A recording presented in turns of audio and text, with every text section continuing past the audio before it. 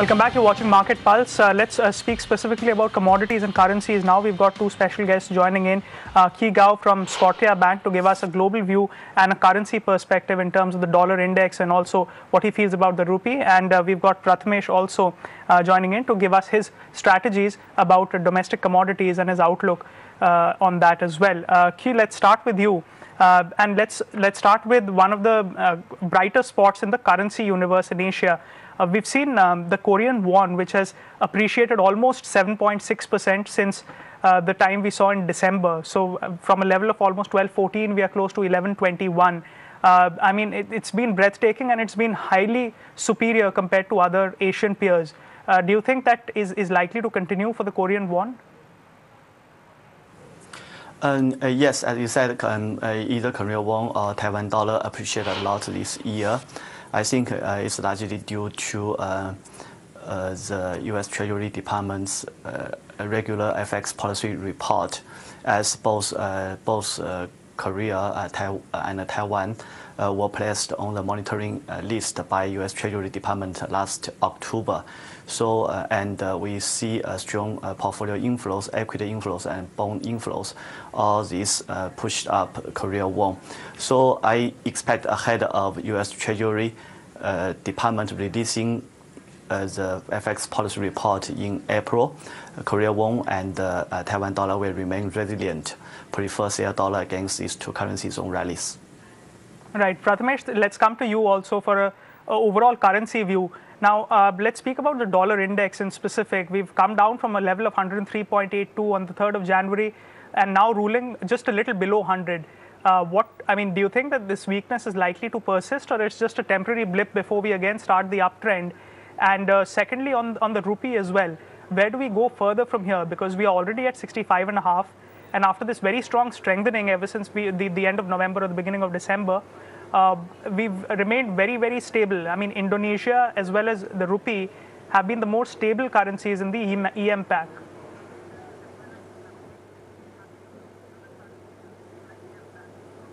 Yes, what we feel is that the dollar index weakening is likely to persist in the coming trading sessions because uncertainty remains from the US perspective, wherein Trump care is about to be passed, delayed, or further postponed. So uncertainty from US is again putting pressure on the dollar index in that sense. So in that sense, we expect dollar to be weakening further. And on the other contrary hand, we expect Indian rupee to strengthen from here on. We're expecting 64 mark likely to very soon in the coming trading sessions. And besides, inflows is also very good in the debt as well as equity. So that is one trigger wherein you see rupee on the appreciation side and dollar index on the weakening side. That's interesting. So you have a near-term target of 64 on the rupee. What will the time horizon be, Prathamesh? You will possibly look for a 1.5 to 2 month perspective. You would possibly see this mark, 64 mark, would be seen very soon.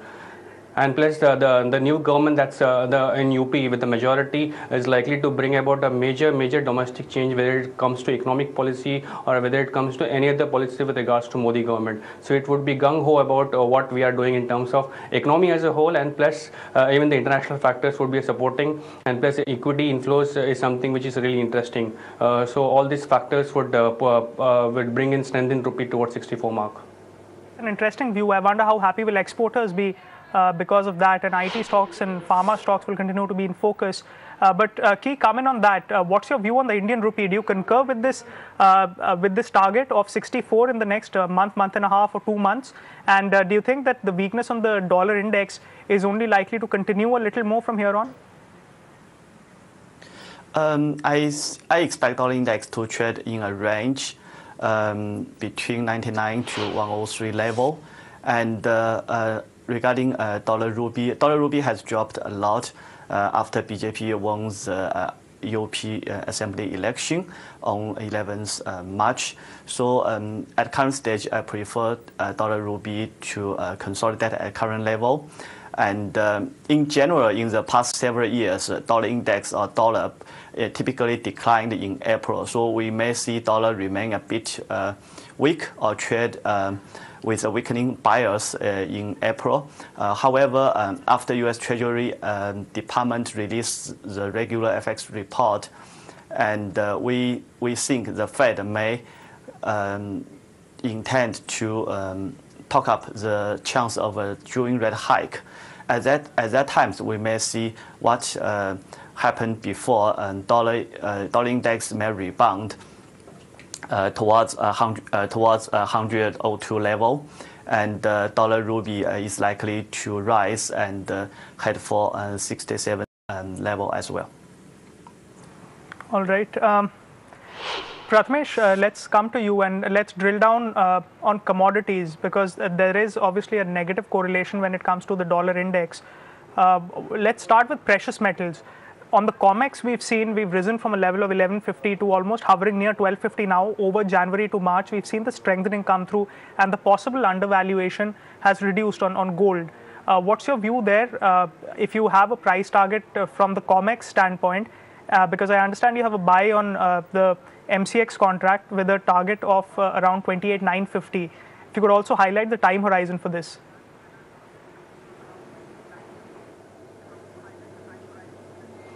Yes, we have seen gold prices in international markets rising quite heavily in the past few trading sessions from 1150, as you said, to 1250. It's a move of almost $100. And although 1250 looks like to be a psychological mark wherein we would see some bit of pressure, and we would see some bit of consolidation here, and we would see possible some correction possibly of $7-8. But however, the uncertainty remains with regards to US health policies, and hence we are advising a buy side strategy in gold in the domestic markets. And it is always better that in the near term, because of the uncertainty with regards to US, as well as uncertainty in the euro area with regards to the outcome of elections, is something which will keep gold on the positive side. And hence it is advisable to remain on the long side in gold. If you are looking for a strategy, 28,700 would be the right level, which is hovering at the current market price. 28,550 would be the stop, and a higher target would be around somewhere around 29,000 mark. Okay, so near-term positive view coming in on gold. On silver also, you have a buy with a target of 41,800. Take us through the time horizon. Would it be similar? I mean, would the time-wise move map that on gold?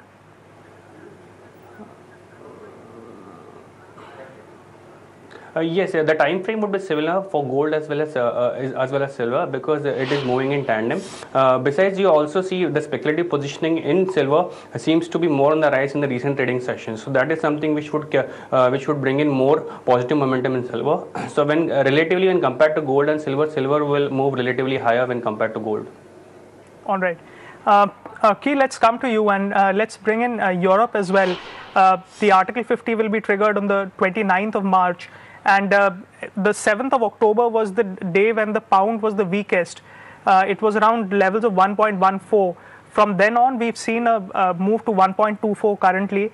Have you been positive on the pound dollar cross ever since October, November? Do you think there is further upside from here to go once the terms of trade and the negotiations start panning out over the next 2 years and Article 50 gets triggered?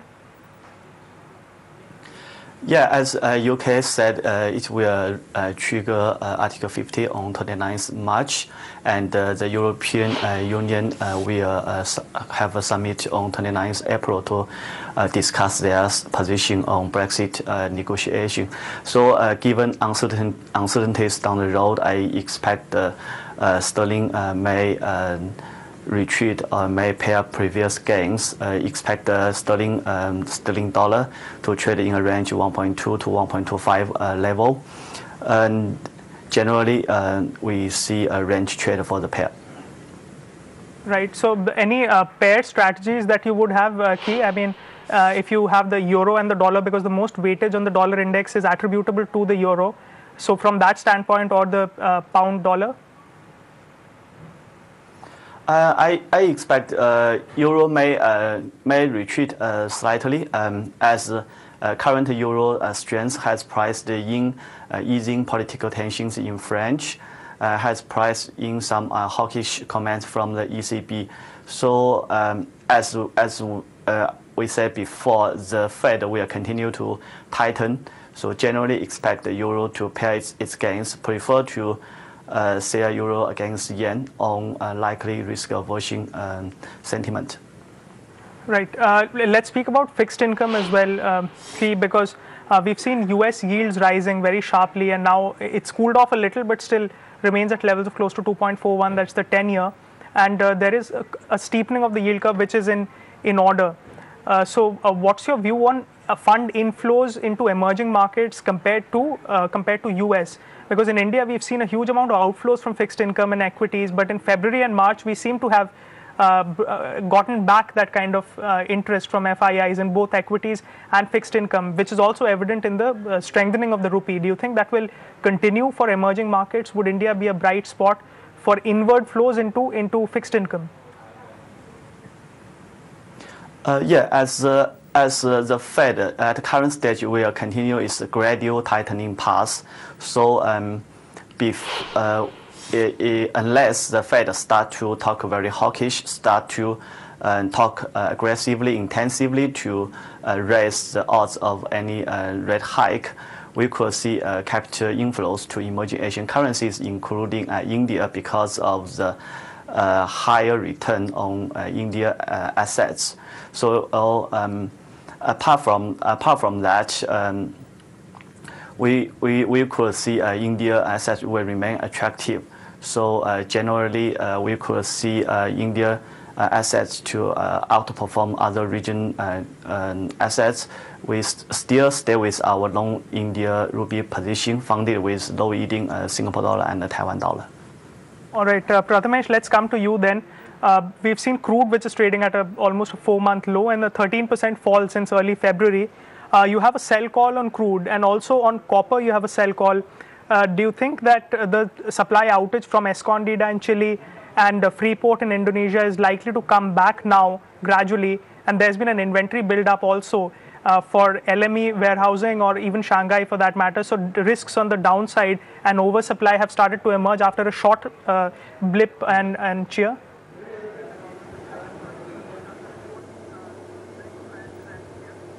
Yes, as far as copper is concerned, we see the wage resolution issue seems to be very quick, and that is something which should pressurize copper. Besides, the Frasberg mine in Indonesia is also likely to restart its operations, and both these mines almost produce around 9% of the total copper output. So in that sense, the total news flow is negative for copper. We are expecting a further price in copper. Maybe you can see sudden knee-jerk reactions next week. Even today's session would be closely watched for, because this is the end of the trading week. So today's closing would be very important, and if it closes negative today, we expecting further pressure to be built up in the next week as well. Although the trading strategy in copper would be on the sell side, it is better to sell at current levels, which is around 382 in the Indian markets, keeping a stop loss of around 386 for target lower towards 375. And as far as crude goes, since the inventories remain very high, US production seems to be increasing. US crude production seems to be increasing. We are also advising a sell side strategy in crude. It is advisable not to be on the long side unless and until you see some massive drawdowns in US inventories. So this is something which needs to be closely watched for. Sell on crude, sell on copper is a strategy that needs to be adopted. All right, Prathamesh, we're going to leave it at that, but thank you so much for joining in, as also Ki Gao with your view as far as global currencies and strategies on different pairs are concerned. With that, it's a wrap on this edition of Market Pulse. News and updates continue after this short break.